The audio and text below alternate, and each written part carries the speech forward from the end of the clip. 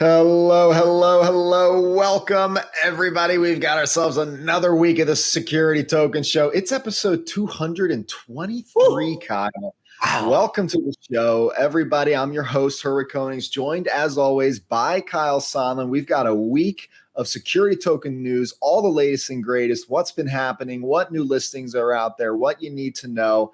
First and foremost, Kyle, how are you today? Herwig, I am feeling really good today. I was reflecting back on when we started the show way back in the summer of 2019. We were in the draws of this stagnant bear market period following the ICO collapse and all the crazy stuff happening in crypto post 2017-18 market. We wanted to launch the show, start covering everything, and it feels like we're in a similar spot now where some percolation's happening, Herwig. We see all this adoption going on. Retail markets are starting to come back, and I'm pretty excited for 2024. I can feel the very same thing, Kyle, which is why I think we should get into the show. But first, we actually have a very special announcement, don't we? Let's get to it. Let's do it. 5, 4, 3, 2, 1.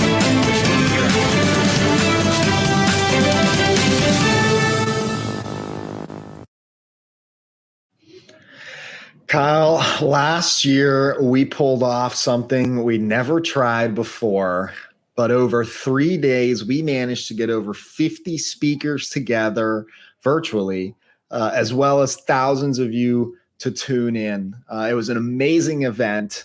So our special announcement this week is that we are actually hosting TokenizeThis once again, this time in Miami, in person, May 9th through 11th. So come on through and come meet Kyle and I in person.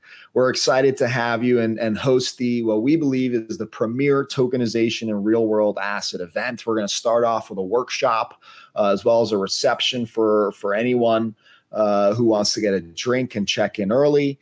The expo will open on May 10th. We'll have lots of great speakers, first starting from the blockchain protocols and the different marketplaces and the different providers out there, as well as on the last day, we're going to hear a lot more of an institutional focus and hear from the big banks. We are going to announce the actual keynotes in March, so stay tuned for that. Get excited. But we also have some great speakers, as we saw from last year, as well as some new faces already.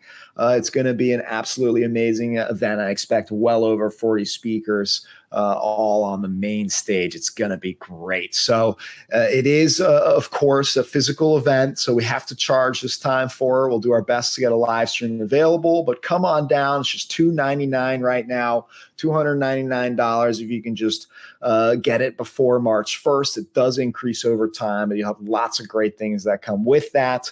And of course, thank you to Republic, Block Invest, Prov Labs, Red Swan, Securitize, Raise, Oasis Pro, Texture Capital, INX, RE Tokens, Realty, Block Time, and Sologenic. You all made this event possible in the first place. So Kyle, summit.stm.co is live. Tickets are available. I already saw some signups, so thank you for those of you who have already gotten your ticket. We're just getting started. This is really exciting. We had such a resounding, successful virtual only conference. It's easy to think like, oh, maybe we'll throw this thing up and see if people tune in. And we had thousands of people that checked it out over the course of multiple days. And we had breaking news announced from financial services and investment banks. We had thought leaders in the security token space. We even had innovators from DeFi and some of these other things, everyone coming together, talking about real world assets, talking about yield generation, talking about real investment opportunities using blockchain technology.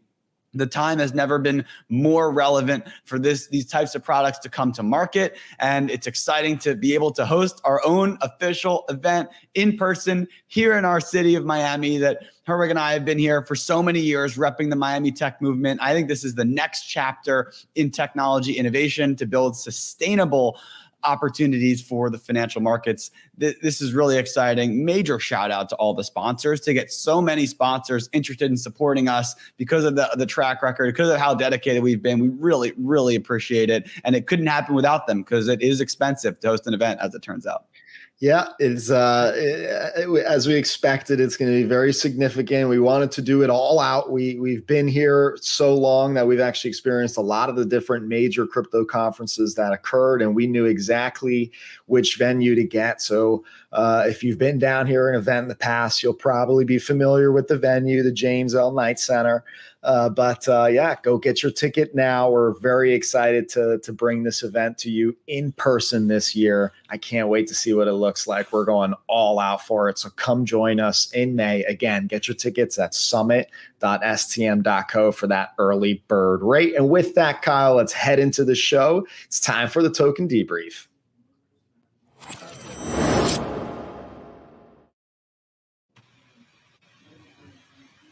And kicking off our news this week, we, of course, have to welcome our correspondent, Jason Barraza. How are you this week? Doing great. I'm excited for TokenizeThis. I think it's going to be a fantastic event based on how we did it last time and the reception, as you guys mentioned. So, great to see that. And I'm excited to see who's going to join us down in Miami. But in the meantime, like last time, I'm actually wearing, once again, our premium swag from the conference. Nice. And we're going to have some really more cool stuff. Yeah, really comfortable. And we're going to have more and premium stuff available this year as well. Thank you to Fairchild Acquisitions, our partner for the swag on that. But we've got some news for you guys. I want to kick it off with Obligate. They actually partnered up with Archax this week in announcing a strategic partnership, basically to enable Obligate clients for an on-ramp from fiat into the digital assets and to utilize the UK framework, specifically the digital asset custody services that Archax offers, as well as they expect the partnership to allow it to expand, into private market securities enabled by Obligate, through Archax. So that would also be pretty exciting. We've seen in the past that they've done issuances for Polytrade as well as trade flow before that. And they support Base, which is a pretty cool, I think RWA, title to be able to say. So I think this is all a very big partnership going down, guys. What do you think? Really, really cool to see that. I mean, Obligate, as we know, has issued multiple bonds at this point. Archax as well is, getting their foot in the door here to just make it a lot more easy for access when it comes to what you mentioned, right, on-ramp and custody. So excited for this partnership and everything that will bring in the future. Absolutely. They're doing it again. They just, as you said before the show, Herwig, it seems like every week Obligate's out here crushing it, as well as some of the other usual faces that we may see here over the next couple of articles. But I want to get into Rialto Markets on the next headline. They are actually officially offering zero commission crowdfunding for RegCF and RegA Plus, which is really, really interesting. It just goes to show the commoditization of these platforms and how it's getting cheaper and more cost effective to do some of these fundraisers and making it easier. The firm is offering flat fee pricing for these issuers who are looking to raise capital, which makes it easy, makes it predictable to budget out what the fundraise would look like. And if the fee waves are happening for anybody signing up in 2024 in the first quarter here. So this is a promotion for them to try to close some additional clients. So as you may know, Rialto Markets, they're doing broker-dealer services, as well as they do have an ATS license to do secondary market opportunities as well. So they're covering the whole gambit here, and they're really trying to focus on crowdfunding opportunities. So if you're interested, if you're an issuer, if you're somebody that wants to get involved in the crowdfunding space and potentially explore tokenization in the future, you can hit up support@rialtomarkets.com to learn more. That's an awesome promotion. I can't really think of anyone else that's done something like that. So I'm curious to see what kind of reception they get for it. It's something that's needed or potentially needed to incentivize people to come their way. As long as it brings in new issuers and increases trade flow, I'm all for it. So I'm happy to see Rialto do this promotion. 100%. Sale is live here in Q1. So really cool to see that. Take advantage of that. Any issuers considering doing a RegA or RegCF offering. Moving forward on the next piece of news, though, we do have Hashnote. They are partnering up with Copper to offer their yield-bearing USYC token. And so, the first venture out of Cumberland is Hashnote, actually. For anyone that's not familiar, Cumberland is the crypto trading firm connected to DRW, the big market making giant. And so it's been confirmed that Cumberland will be the first market makers on the platform, of obviously supporting the USYC token here. And we actually just covered Cumberland again in last week's section, talking about VanEck and what their stance was in terms of liquidity and who's providing it. So great to see this just a week later come out. Great coincidence there. Makes sense to me. And it's exciting to see more U.S. treasuries and all these things coming to market. It seems like this is the future of stable coins and interest-bearing opportunities here, and just another product coming to market. Yeah, no, totally agree with all those statements. Moving on, we actually have a very exciting update to our list of just this year alone. The CEOs of major companies, specifically BlackRock, JP Morgan, Circle, Chainlink, have all come out endorsing tokenization as the future technology of capital markets. And now you can add WisdomTree to that list, folks. We've seen them, of course, be touting this in the past, but just on their latest earning call, the CEO actually spent a majority of his time talking about the future of Wall Street being tokenization, and as a firm that was very successful during the ETF era, and recognizing how just major of a trend that would be.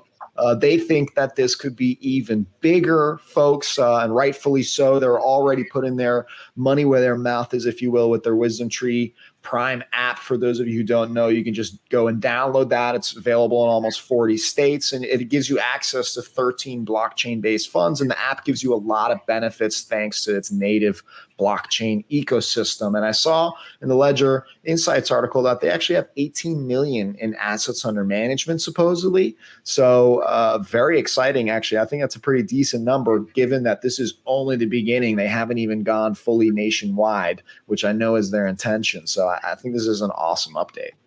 13 blockchain-based funds that they're up to is wildly impressive and pretty exciting.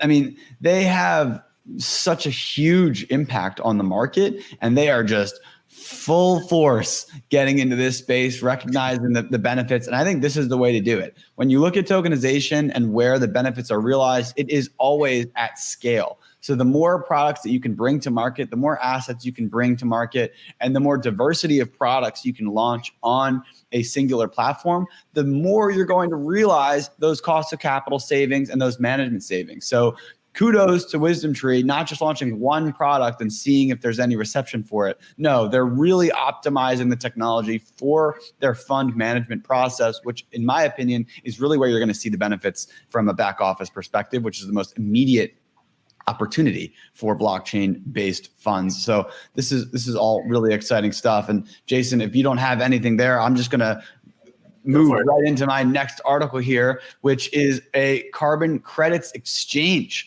Neutral and a company called DLT Finance, based in Germany, are launching a blockchain platform for carbon credits. The goal here is to tokenize these environmental assets. This is not necessarily anything new. We've seen this model be reflected many times across different companies, but because of how large this industry is, we just need more players, more people working in it, more adoption, and more talent that is working in these markets. And of course, because these things are commodities, and the more that we can make them accessible, now you have trading markets to build more liquidity and to build a larger optimization. So the goal here is to make it feel exactly like conventional commodity trading.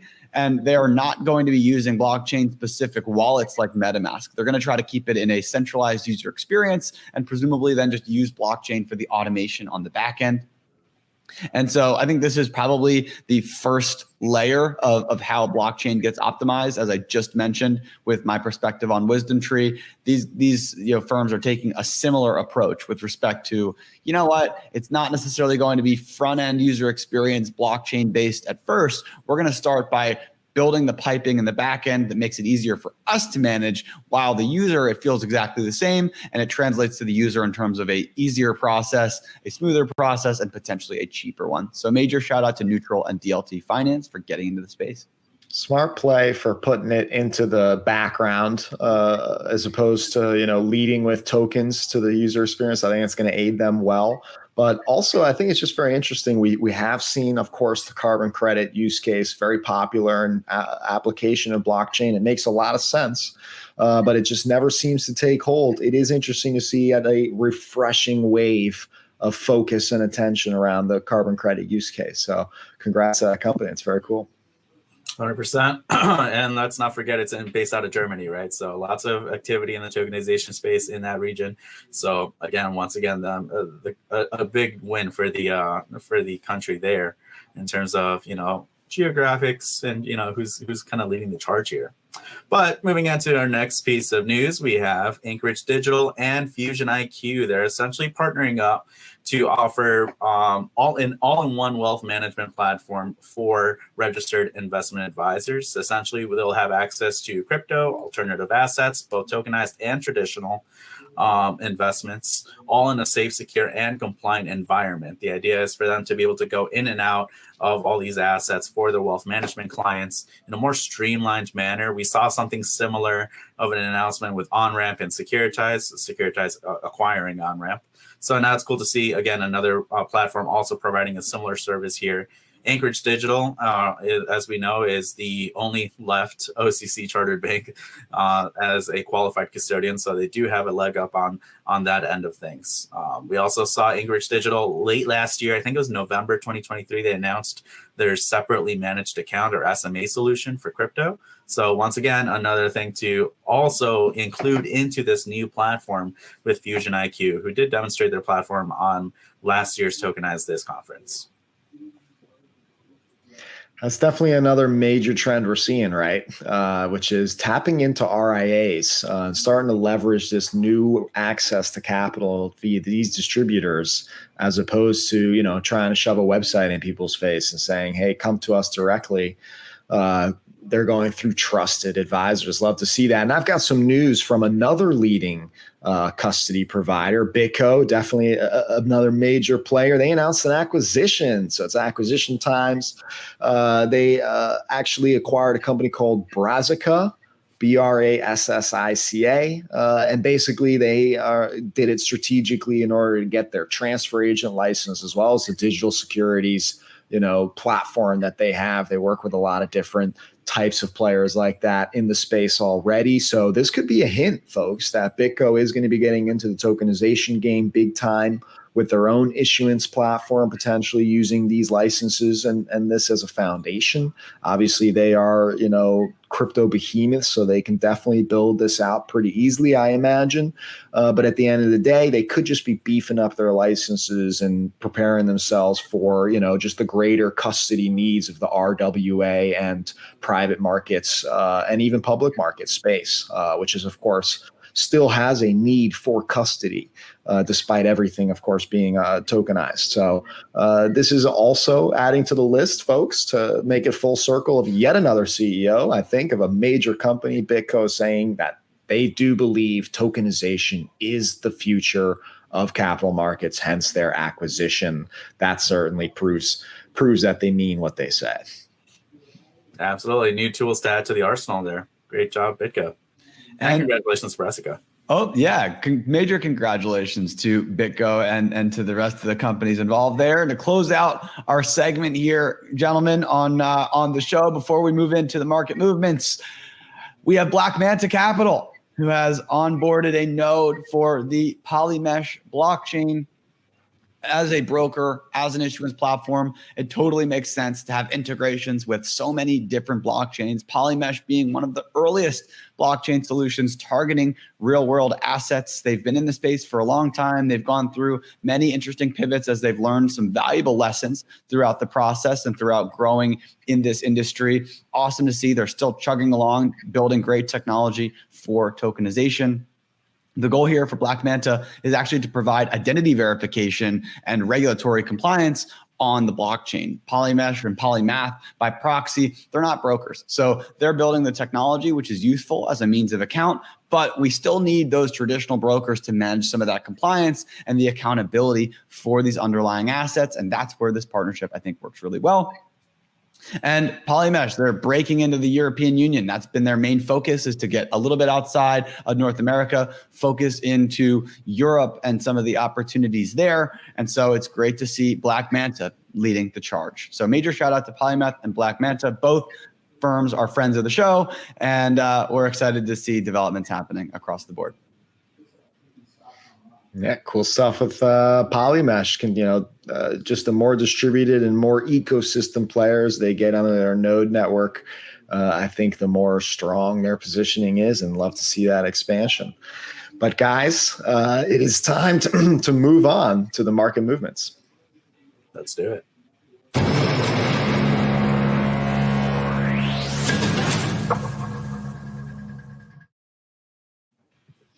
So what issuances happened last week?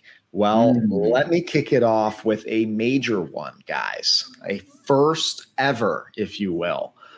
They say it's a first ever investment grade tokenization of a warrant, folks. This is actually a warrant that is meant to be a call warrant for the Xiaomi corporation, so for the underlying stock, of course. And the tokenized warrant is the first natively issued warrant on a public blockchain. They use Ethereum, and it was sold to OSL Digital Securities. And most interesting, I actually thought, was that this was done through UBS Tokenize out of Hong Kong. So UBS Tokenize is quietly sneaking up on the scene here. I think this is kind of a first big debut.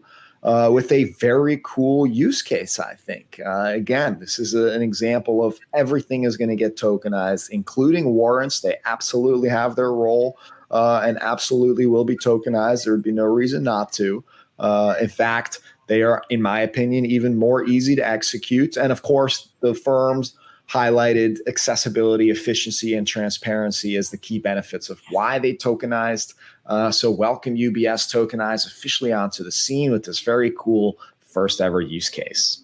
Very, very interesting, guys. I am a fan. I want to give a little highlight to the difference between a call option, which I think people have heard of, maybe a little bit more than a call warrant. So the difference between the two, really, they both give you essentially the same rights to buy the underlying stock at a cheaper price or an exercise price. The main difference is that call warrant is issued usually directly by the company that's trying to raise that capital versus the call option is more issued through kind of like an exchange. SIBO is one that's famously known for options like that. So I just wanted to put a line there, but really cool for Xiaomi to be involved in this as the underlying company. OSL, of course, has led a couple different issuances, which we are continuously onboarding on STM.co. So great to see them all involved. And of course, UBS Tokenize. Great job on the platform there. And I'm bringing this to market. Great breakdown, Jason. Interesting stuff there. And yeah, I mean, this is really exciting. More use cases, more opportunities. As I've talked about at length on the show, I think having opportunities to build derivatives products is so important for liquidity. When you have a market maker, they need to be able to hedge their positions. We need to be able to add opportunities for, all different types of derivative trading to facilitate investment setups, to protect yourself and to get additional exposure into these markets. So the more that we can start building out these frameworks, the more that Wall Street's going to be interested in getting involved. And into my market movements segment, gentlemen, we've got Prometheum. Prometheum is the company that made headlines for being SEC approved to trade crypto asset securities. This certainly made waves in the crypto space as people were frustrated, and it certainly made waves in the security token space as people were excited that there was somebody that was granted these licenses and approvals. And Prometheum has announced that they are going to be supporting Ethereum as with custody services. So they want to offer all kinds of digital asset support in 2024. But the focus here on ETH highlight Prometheum's commitment in serving some of these new crypto tokens. I also am interested, and it doesn't say anything about this in the press release, but the way that a lot of Ethereum tokens works is that if you can support the ERC protocol, you can support a lot of different tokens. So it'll be interesting to see technically that now they're available and able to support anything that's Ethereum based But then, of course, there's the compliance piece of which assets they're comfortable in supporting, and if they're going to take it on a token by token basis, or if they're going to batch it based off of something that's a little bit less concrete. This will be, I think, the really interesting things that people are going to be paying attention to see what Prometheum's perspective is on this space. We certainly know that the SEC is unlikely to provide any direct guidance on many of these tokens. So how Prometheum decides to move forward, I think, will be almost a proxy decision for what they expect the SEC to feel, because they're the only ones that really have the good graces of the SEC at this point. So this is actually the first time that Ethereum is custodied at a FINRA member firm and an SEC registered broker dealer. So I didn't know that custody from a broker dealer's perspective could not happen at the crypto level. But I guess Prometheum now is the first one able to do that. So fascinating things coming from them. We hopefully would expect to see others have this ability in the future. That would be, Kyle, because of their special broker license that they have, right? It's a special purpose broker dealer specifically that is enabled for this, which the SEC put them on a spotlight for, us saying, hey, here is a regulated company that you can properly use. So I actually don't think they have to worry at all about what Ethereum tokens go into it, other than the usual AML concerns, because they are licensed to basically enable both securities as well as crypto assets or crypto asset securities, whatever the SEC wants to label it. They believe they've got a special license to support it all. So very interesting move indeed. Yep, absolutely. Talking to them, they mentioned that with that they can do anything in the 33 Act essentially, and so all they have to do is kind of notify the SEC like, hey, we're planning to allow this on our platform. And the SEC has a certain amount of time to come back and say, no, you're not allowed to do that. Otherwise, according to them, they are.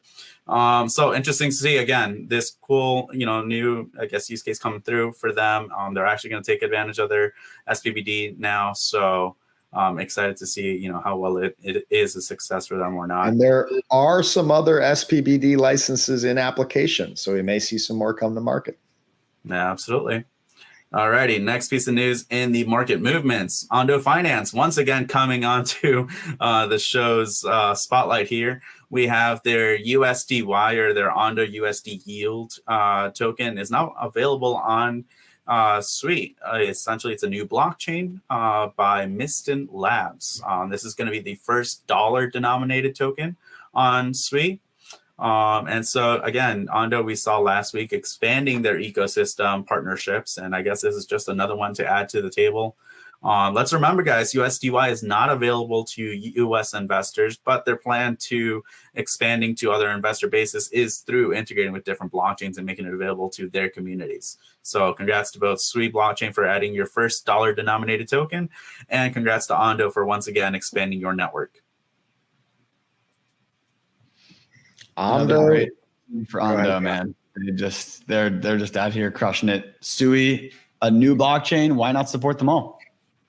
Why not support them all? That's what we've talked about in the past for both multi-chain projects, as well as, the fact that really any blockchain can support tokenization so long as the smart contracts can support enforcing regulation requirements. And last but not least in our market movements, we've got a big bond, folks, big time, over $750 million in digital green bonds offering. This actually also, as my earlier announcement, also out of Hong Kong. So love to see it. I mean, bonds are such a huge market. That's why I think it's just such a great use case. The 2-year digital green bonds attracted subscriptions, they say, by a wide spectrum of institutional investors globally, which they say includes, financial institutions like major asset managers, banks, insurance companies, and private banks, as well as some non-financial institutions, which I imagine is one of the benefits of accessibility through tokenization. But although we didn't see any specific names, I'm sure it's an incredible group of people. $750 million is no small bond. I think there's only a few more in the $1 billion range that are bigger than that. So great news out of Hong Kong there, folks. Yeah, this is settled in Hong Kong dollars. And part of, I think, the thing that's interesting about international adoption of blockchain technology and stable coins and you know, some of this digital money actually potentially falls into the lowering strength of the US dollar, because a lot of these transactions, when they would traditionally happen in US dollars, there is a lot of trust in that asset and in that currency being the function with which settles these transactions. Once you start to have a lot of these other countries that are exploring settling in different native currencies, the trust in those transactions decreases slightly, just because there's not a long 50, 60-year history of global transactions being done in that asset. There's less confidence in that hard money. And so that's where I think that there's additional benefits to be realized for a lot of these transactions with different countries that may trust each other and everybody has the best intentions, but it's often a lot easier to just say, well, let's just leverage the blockchain instead to make sure that all this stuff is locked up, all this stuff is going through properly and can be settled in a transparent way. So I think that there's a really interesting use case there of just, you know, countries to countries that are settling transactions internationally without using the dollar. It's a higher and higher incentive to use smart contract settlement and blockchain transactions. 100%. I mean, a great use case nonetheless. APAC is growing and growing in the bonds, as we've seen in past reports. From the ones that we've onboarded to STO market, you know, we've onboarded, I think, tens of billions at this point, and growing. So over the last few years, worth of bonds. So, you know, again, like you guys said, there's no small feat, $700 million plus bond. So excited to dive a little bit more into the details as to, you know, as information becomes available as to who's involved, maybe the terms, stuff like that. But with that, guys, I think it's time for the next segment of the show, right? The companies of the week. Let's see if that was big enough to make it. Let's do it.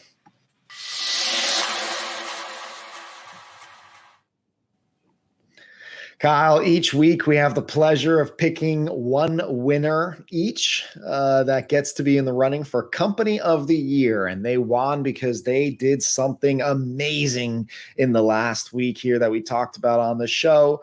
So, Kyle, with that, for episode 223, who are you putting in the running? My company of the week here, Herwig, is Rialto Markets. They have been in this industry for a long time. They've worked hard to build the compliance infrastructure needed, the technology that's needed, and now they're lowering their fees to onboard customers, to try to work with them and to bring crowd funds to this market. So I really appreciate all the effort that they're putting in and for doing it the right way and trying to drive additional value to their customers. I think that they deserve Company of the Week. I think that's a cool, unique way to win. I don't think I've seen that one on the show before, and I think that's a great way to win it. Well-deserved. Hopefully it works. Hopefully this encourages a lot of people to go and do some business with Rialto. But Kyle, my company of the week is also for a unique reason, and I think that might give it away. It's because it was for the first ever tokenization of a warrant. I'm going to give it to UBS Tokenize. Again, they've been a little bit quietly coming onto the scene. We haven't heard too much in the past, but now they are clearly here and willing to compete against many of the other major commercial platforms that have come out, both from the startup world as well as we've seen from Goldman Sachs and many other providers, Deutsche Bank and others. So nice to see UBS Tokenize actually doing deals, actually selling a warrant in this case to OSL. So for all of these reasons, but specifically because I love firsts, got to give it to UBS Tokenize. You're my company of the week. Makes total sense. They're huge. They are a market mover. Other institutions follow their lead. This is potentially the biggest institutional news of the week, and I think a great winner. Thank you, Kyle. With that is our show. So if you can't wait till next Monday, of course, go check out STM.co for all your latest trading information, all your latest news, everything you need for the RWA and tokenization space in one place. But don't forget, summit.stm.co. That's where you can go check out our event. That's where you can go get your early bird tickets, the cheapest rate to have the best time at the best summit for tokenization and RWAs here in Miami in May. I cannot wait, Kyle. I cannot wait. But that is our show. So hopefully we'll catch you again next Monday. Give us a like, subscribe, share, and then we'll see you again next week. Happy tokenizing.